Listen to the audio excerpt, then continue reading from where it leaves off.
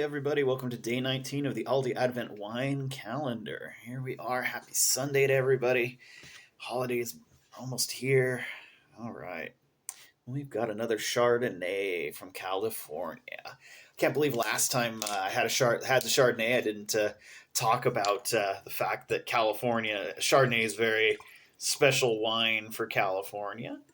Because, of course, it was a Chardonnay in 1973 that kind of proved that um, California wines could be just as good as French wines, right? Which was never seen as really an option up until then.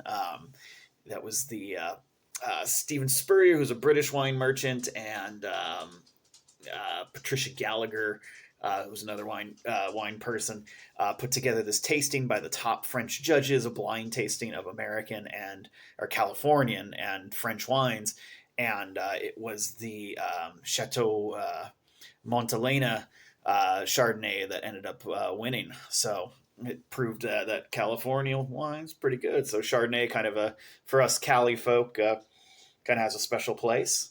Um, this is no Chateau Montelena. No, but it actually is a very nice, semi-dry, crisp, uh, light colored fruit flavors. A little grapiness on the end.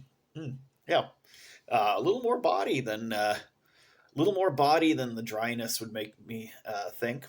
Very, yeah. Actually, it's a very pleasant Chardonnay. Um, so yeah, the that's gone down in history. Of course, it's been made into a movie. What was the movie?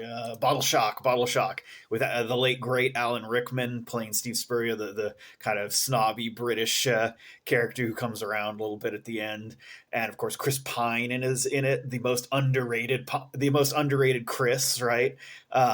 So it's if you haven't seen that movie, definitely it's worth checking out. It's about this whole thing that's become known as the Judgement of Paris, which is such a friggin' cool name for it too.